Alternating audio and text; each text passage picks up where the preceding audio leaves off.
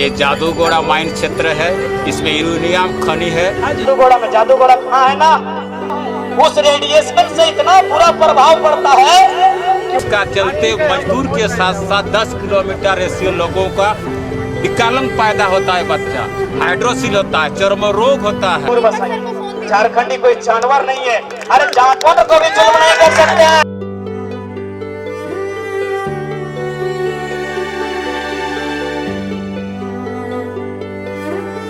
जाने से खेत जल जाता है, इसीलिए लड़ाई हम लोग लड़ रहे हैं आज तक, विस्थापन के लिए, रेडियो टेलिंग पाउंड के लिए। है उस इंसान को बचाना चाहिए, देश कैसे बचे, इंसान नहीं बचे, यही लड़ाई मेरा। जोहार दोस्तों, स्वागत है आपका फिर से हमारे channel the trails of Jharkhand में। तो आज हम बात करने जा रहे हैं दिल दहला देने वाली सच्चाई के बारे में। झारखंड के एक ऐसे क्षेत्र की जो काफ़ी चर्चा में है, लेकिन वहाँ के लोग सिर्फ लाचारी और बेबसी से मर रहे हैं, और इस बेबसी को यहाँ के लोग लगभग 50 सालों से सहते आ रहे हैं। जी हाँ, हम बात करने जा रहे हैं जादूगोड़ा की, जहाँ से सरकार ने अरबों रुपए कमाए, पर जादूगोड़ा के लोगों को क्या मिला? गरीबी और सिर्फ बीमारी। जादूगोड़ा हमारे देश को तो बहुत कुछ दे रहा है, पर एक शर्त पे। वो शर्त है उनकी ज़िंदगी। जादूगोड़ा के लोगों ने अपने परिवार वालों को खोया, अपनी ज़िंदगी अपने सामने बर्बाद होते हुए देखा।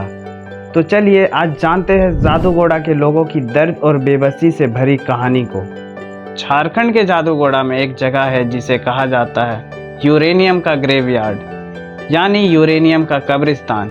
तो 1950 के दौरान जादूगोड़ा को uranium corporation of India limited ने अपना मेन यूरेनियम माइनिंग हब बनाया था। तब से लेकर आज तक यहाँ यूरेनियम का खुदाई का काम हो रहा है। पर ये खुदाई सिर्फ न्यूक्लियर रिएक्टर्स के लिए फ्यूल ही नहीं, यहाँ के लोगों के लिए एक जहर भी छोड़ गई है। तो जहाँ हम बात करते हैं जादूगोड़ा के यूरेनियम माइनिंग के इम्पैक्ट के बारे में, जादूगोड़ा जो पूर्वी सिंहभूम जिला में स्थित है, दुनिया का सबसे पुराना यूरेनियम माइनिंग साइट्स में से एक है। पुनर्वास के लिए कोई जगह भी नहीं दिया अभी तक। जो लोग यहाँ पे शुरू से रहते आए हैं, यूरेनियम माइनिंग के बाद से उन्होंने अपनी ज़मीनें खो दी और साथ ही साथ अपना हेल्थ भी। बहुत सारे लोग बीमारियों के शिकार हो गए हैं, बच्चे जन्म से ही डिफॉर्मिटी के साथ पैदा हो रहे हैं। तो दोस्तों चलिए सुनते हैं वहाँ रहने वाले लोगों की कहानी उन्हीं की ज़ुबान। सामने है, यहाँ टेलिंग्स पॉइंट भी है और हम पहले काम भी कर चुके हैं। हमें तो खुद हम अपने आप में एहसास हो रहा, कहीं हमने उस रेडिएशन इलाका क्षेत्र में काम करके तो इस तरह के बच्चे ना। हम लोग देश के लिए मर रहे हैं, अब बड़े अफसर लोग मौज गए जाता है वर्षा का टाइम। कहाँ घर बनाएगा? धोबनी बोला था पुनर्वास के लिए कोई जगह भी नहीं दिया अभी तक। तो दोस्तों यूरेनियम माइनिंग का टॉक्सिक वेस्ट यानी रेडियो एक्टिव टेलिंग्स जो कि माइनिंग के बाद बच जाता है, वो सीधे नदियों और खेत में गिरता है। इसका असर यहाँ पे पानी और मिट्टी पर दिख रहा है। क्योटो यूनिवर्सिटी जापान के रिसर्च के अनुसार हर साल 1 मिलीवाट से ज़्यादा रेडिएशन निकलता है, पर जो टेलिंग पॉइंट्स होते हैं वहाँ पर 10 मिलीवाट से ज़्यादा रेडिएशन होता है, और रिसर्च के अनुसार 50 से 100 मिलीवाट से कैंसर का खतरा होता है और कई सारी प्रॉब्लम्स होती है, जैसे सेंट्रल नर्वस सिस्टम डैमेज हो सकता है और WBC यानी वाइट ब्लड सेल्स अफेक्ट होते हैं, जिसके कारण यहाँ की महिलाओं में मिसकैरेजेस और समय से पहले इमैच्योर बेबीज़ का जन्म होता है। लेकिन UCIL का कहना है कि उन्होंने वार्निंग साइंस लगाया है, लेकिन कुछ रिपोर्ट्स के अकॉर्डिंग कई जगह वहाँ पर ऐसे है जहाँ कोई वार्निंग साइंस नहीं है। लेकिन वार्निंग साइन लगाने का कोई फ़ायदा ही नहीं था। वहाँ के रहने वाले आदिवासियों को ज़्यादातर पता ही नहीं था, इससे उनके जनरेशन सफ़र करेंगे।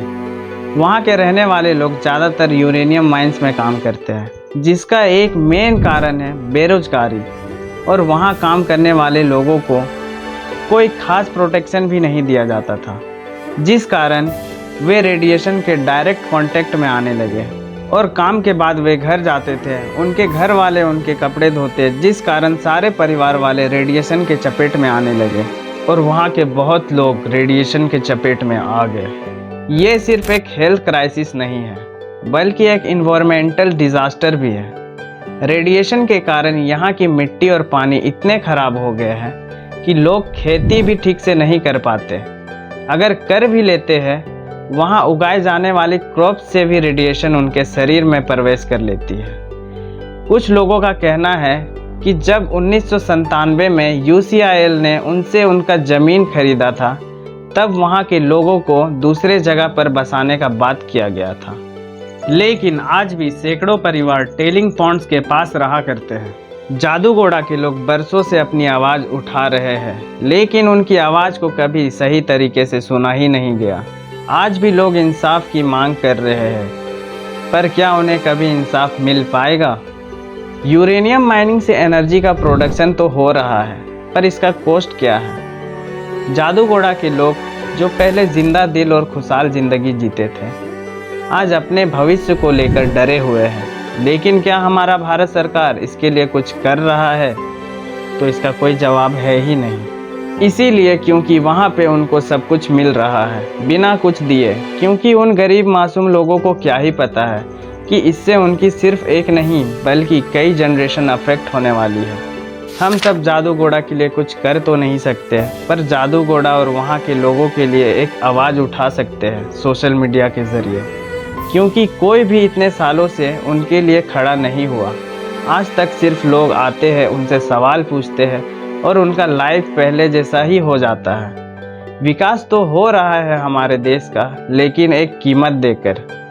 और ये सिर्फ जादूगोड़ा की कहानी नहीं है, ये उन सब जगह की कहानी है जहां यूरेनियम जैसे रेडियो एक्टिव एलिमेंट्स को माइनिंग के लिए यूज़ किया जा रहा है। जादूगोड़ा एक वार्निंग है पूरी दुनिया के लिए कि विकास और राह में हम अपनी ज़मीन और लोगों की सेहत को ना भूल जाए। तो चलिए वीडियो को यहाँ पे एंड करते हैं। अगर आपको ये वीडियो इन्फॉर्मेटिव लगी तो लाइक और शेयर ज़रूर करें, और अगर आपको जादूगोड़ा की इस कहानी के बारे में और जानना है तो नीचे कमेंट करें। चैनल को सब्सक्राइब करना ना भूलें, क्योंकि हम आपके लिए ऐसे और भी टॉपिक्स लेकर आते रहेंगे। मिलते हैं अगले वीडियो में, तब तक के लिए जय जोहार, जय झारखंड।